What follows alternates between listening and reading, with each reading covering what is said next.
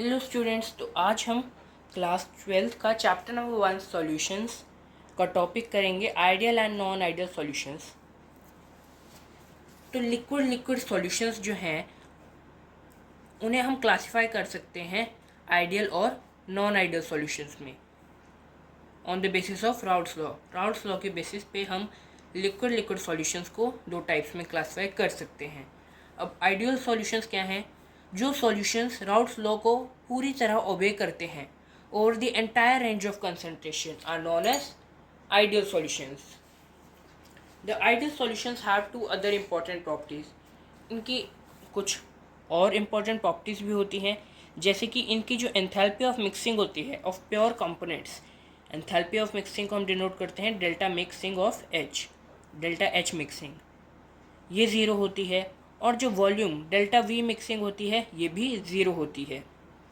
It means that no heat is absorbed और evolve when the components are mixed. इसका मतलब जब भी जो ये दो कंपोनेंट्स होते हैं हमारे बाइनरी सॉल्यूशन के, सॉल्यूट और सॉल्वेंट को मिक्स किया जाता है, ना ही कोई हीट एब्जॉर्ब होती है और ना ही कोई हीट इवॉल्व होती है। Also, the volume of the solution would be equal to the sum of the volume of the two components।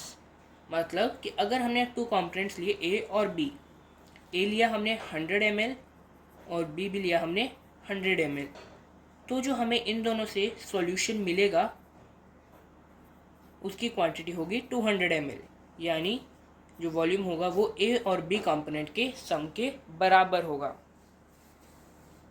At molecular level, ideal behavior of the solutions can be explained by considering two components A and B।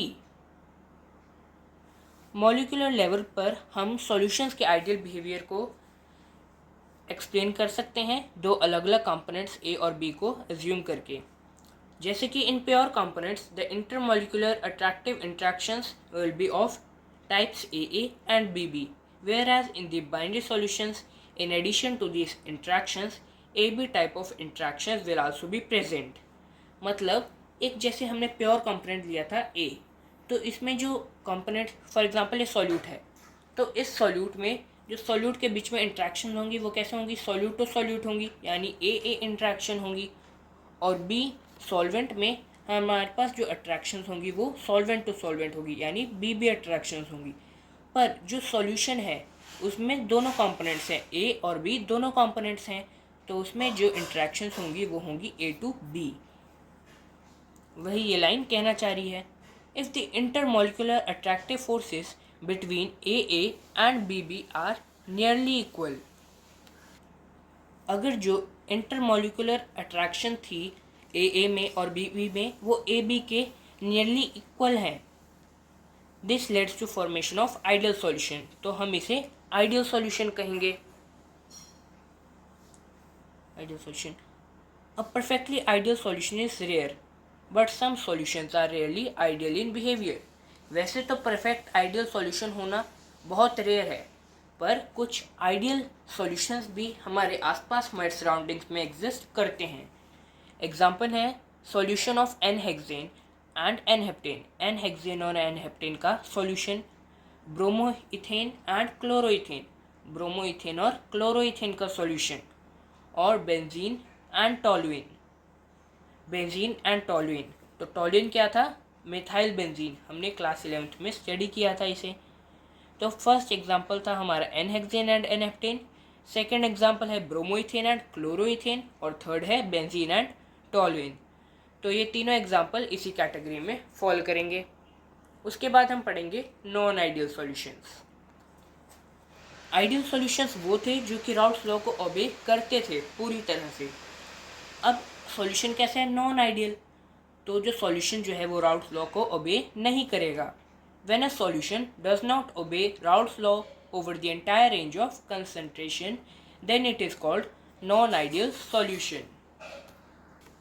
The vapor pressure of such a solution is either higher or lower than the predicted by Raoult's law। तो अगर A का vapour pressure है 100, let me scroll down, ये A component है और ये B component. A का vapour pressure 100 है और B का 50 है। और दोनों वॉलेटाइल हैं, तभी इनका वेपर प्रेशर है, नहीं तो वेपर प्रेशर एक्सर्ट ही ना होता। तो ए बी जो हमें सॉल्यूशन मिलेगा इन दोनों से, वो क्या होगा, या तो 150 से बड़ा होगा या फिर छोटा होगा, यानी या तो वो 145 हो सकता है या फिर 170, 180 ऐसे कुछ भी हो सकता है, या तो उससे बड़ा होगा या फिर छोटा होगा। If it is higher then the solution exhibits positive deviation. अगर जो वेपर प्रेशर है वो ज़्यादा है, राउल्ट लॉ से जो कैलकुलेट हुआ उससे ज़्यादा है, तो वो क्या होगा, पॉजिटिव डेविएशन का होगा। और अगर वो कम होगा, जैसे 145 या फिर उससे भी कम, तो क्या करेगा, नेगेटिव डेविएशन एग्जिबिट करेगा from Raoult's law. The plot of vapour pressure as a function of mole fractions for the solutions are shown. The cause for these deviations lie in the nature of interactions at the molecule level.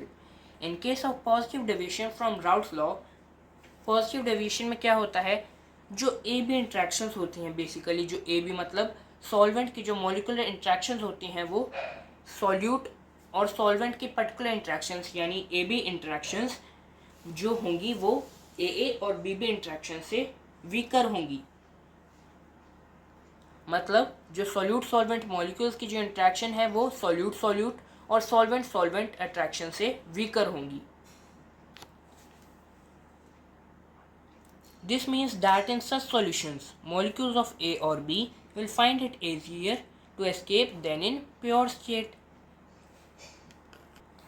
This will increase in vapor pressure and result in positive deviation.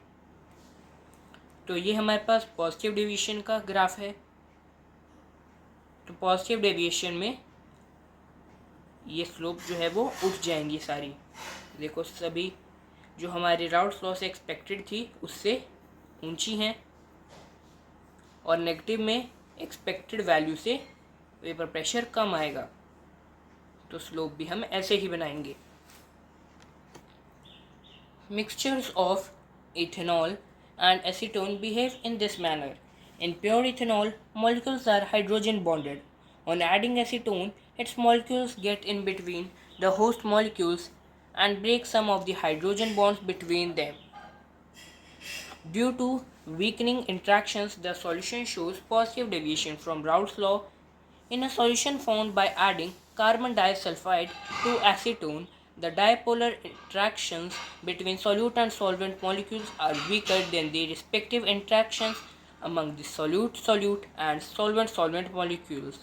This solution also shows positive deviation.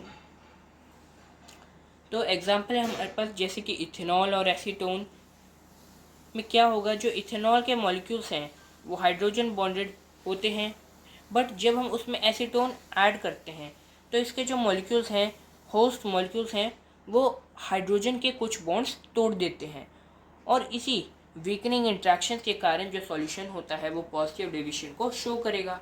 Same case है हमारे पास carbon disulphide और acetone का, जिसमें जो dipolar attractions होती हैं solute solvent molecules यानी carbon disulphide और एसीटोन के बीच में, वो कमज़ोर होती हैं सॉल्यूट सॉल्यूट यानी कार्बन डाइसल्फाइड में कार्बन और सल्फाइड की इंट्रैक्शन से वो कमज़ोर होती हैं, और एसीटोन की जो मतलब इंट्रैक्शंस हैं ना सॉल्वेंट सॉल्वेंट, वो ज़्यादा मजबूत हैं, और कार्बन डाइसल्फाइड की जो इंट्रैक्शंस है सॉल्यूट सॉल्यूट की वो भी ज़्यादा मजबूत हैं, बट जो सॉल्यूट सॉल्वेंट की होती हैं वो वीक होती हैं। इस करके सॉल्यूशंस पॉजिटिव डेविएशन को शो करते हैं। In case of negative deviation from Raoult's law, the intermolecular attractive forces between A and BB are weaker than those between AB.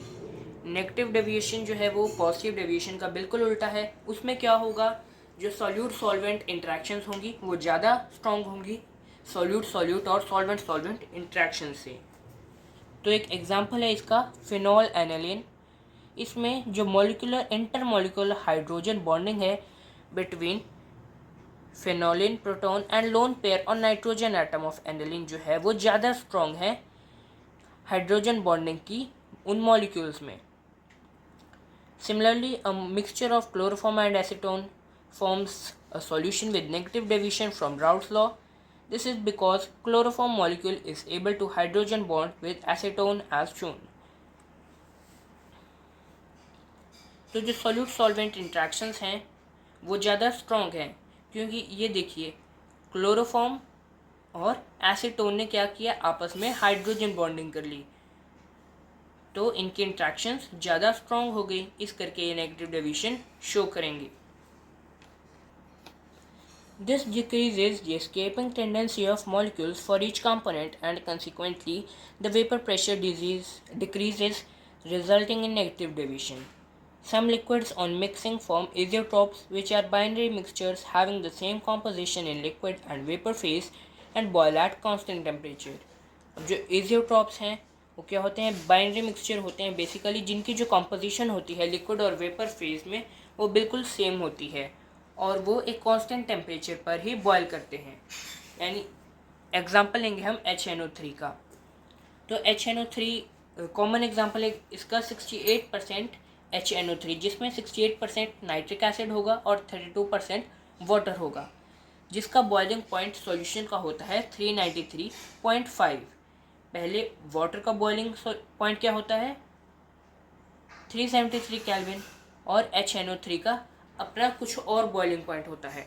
पर जब ये दोनों कंपोनेंट्स को ऐड किया जाता है तो इनका बॉइलिंग पॉइंट बढ़कर या कम होकर कुछ और हो जाता है, जिन पर ये दोनों इकट्ठे बॉयल होते हैं. तो इन्हें ही हम कहते हैं एजियोट्रॉपिक मिक्सचर्स. अब एजियोट्रॉपिक मिक्सचर्स 2 टाइप्स के हैं, जैसे कि मिनिमम बॉइलिंग एजियोट्रॉप और मैक्सिमम बॉइलिंग एजियोट्रॉप. जो सॉल्यूशंस एक लार्ज पॉजिटिव डेविएशन शो करते हैं राउल्ट्स लॉ से, उन्हें हम कहते हैं मिनिमम बॉइलिंग एजियोट्रॉप.